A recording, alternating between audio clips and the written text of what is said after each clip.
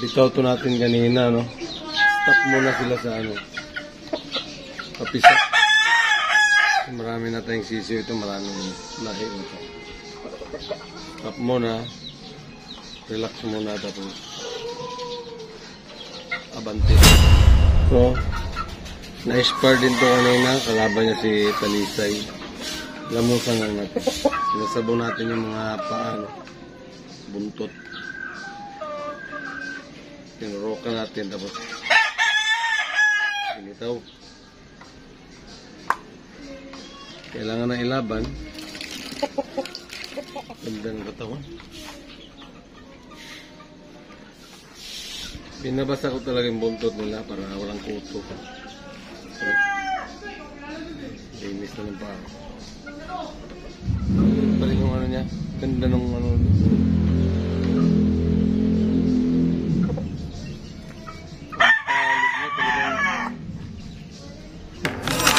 Sa lahat, ito yung pinakaangat sarado. Nasa ibabaw talaga na rin. Yan. Nasa iri. Ganda rin eh. Bilog. Kalamos din.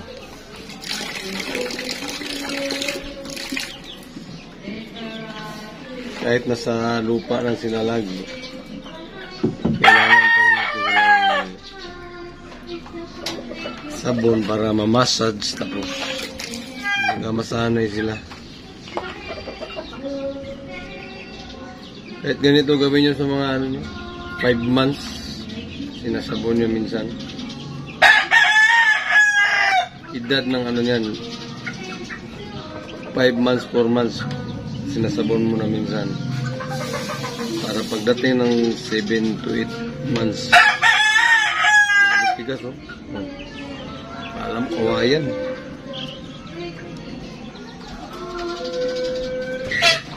Ito, diskarte ko lang to, no? Hindi ko kayo inaano na gawin nyo rin. Pero nasa sino lang may gusto. Tips ko, yung lalo pagbata yung manok nyo. Tulad nito. Bata. So, kailangan matigas yung paa niya. Hindi naman yung massage lang, sinasabon mo lang. Tulad lang. Parang massage na rin kasi yun. Hinahayaan ko lang sila sa galaw nila kung anong exercise nila. Yung natural na ano na kailangan gagalaw sila.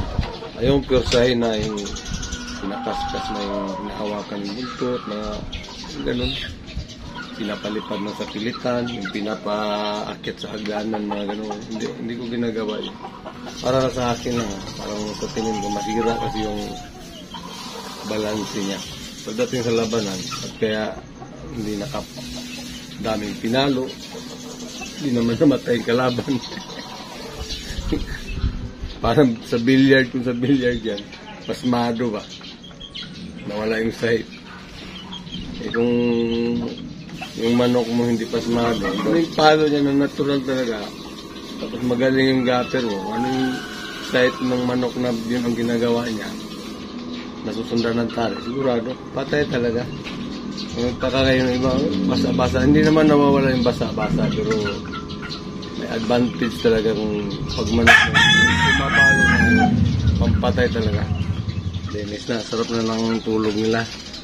Ano na ngayon, 4:30. Alasing ko na, tapos na yung sila kumain. Binabasa lang naman natin yung ibabaw lang. Yung ilalim natin, yung tuyo naman yun. Bali, ito yung pinakamatanda natin. Siyempre, ito yung binibigyan ko ng break na mauna sa laban talaga. Mailaban ito muna ito. Bago yung mga bata. Hindi ko pa alam kung kailan. Kaya ito yung pinukusan kong dito. Tinitingnan ko talaga kung ano yung style niya. Kailangan ma-shoot niya yung 2-3 palo niya kasi yun talagang maganda sa kanya. Kuha naman niya agad. Gusto ko yung fighting style nito, yung pinipiki mo niya, pinipiki niya pag tumalon, yari. So ilan mo, hindi natin. Sana pag pinalaban natin to may makapag-video na. Manalo matalo, may pakita natin. Pero siyempre, doon tayo sa manalo. Think positive tayo lagi. Sa ganitong ano kasi, passion, tulad ng sinabi ko, talaga may mananalo, may matalo. Kailangan handa kayo din. Barita lang gamit natin. Itong discarding ginagawa natin, para lang to sa mga small time, no? Wala tayo nun yung mga sasali sa mga big time event. Hindi ako sumasali nun kasi wala tayong afford.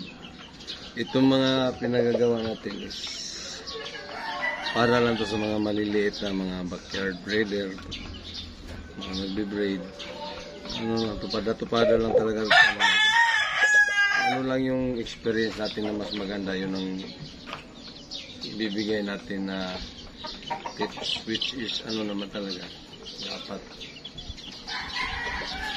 Kasi ito paano lamang naman sa panalo yung so yun nga lang, small time lang pada kasi nauso yung twins, hindi pa tayo nakaano niyan. Yan lang ang susubukan natin din. Na-try naman natin manalo na 3-3, 2-2, 2-0, 3-0.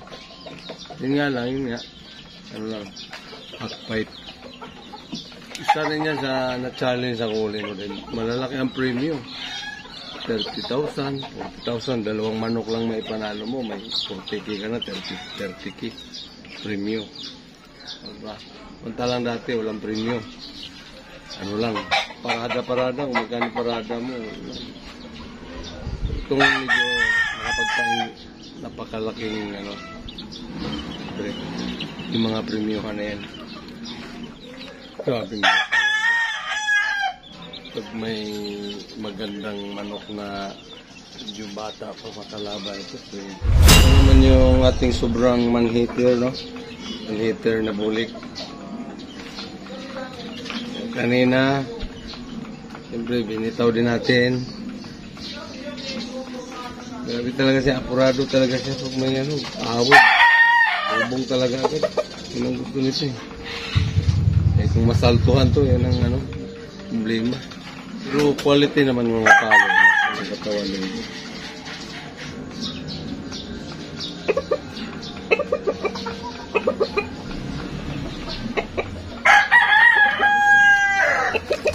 Bait siya pagka nabasa o hindi nangangagat. Yun yung solar. Yan.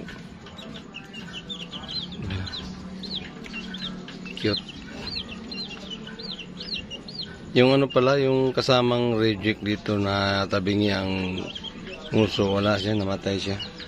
Wala talaga, hindi talaga makakain eh. Kaya, wala siya. Ito naman yung sa baba na binaba natin. Tapos na silang kumain. Hop, tumalon. Napakagandang mga manok na to. Ito talaga ay ito. Grabe ko ang kuha nila yung mga itsura ng ama nito. Dito pa. Ito malalaki na. Ito kailangan na itong paghiwalayin. Takip mo na rin. Pausok tayo, pausok. Para mawala yung basurang mga dahon-dahon. Ano pa siya? Kunti lang naman yan, pang ano lang ng lamok. Para mapil probinsya tayo. Ito yung tatay nun. Ito rin tatay din to nung iba doon. Mga lalabas na street com, ito yung tatay. High flyer. Relax na sila.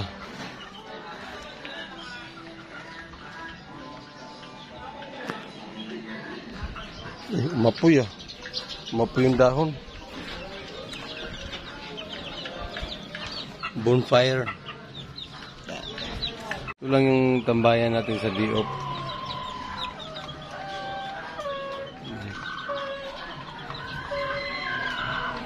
Yan yung bonfire natin oh. Mga dahon-dahon. Mga sobra-sobrang mga kahoy-kahoy.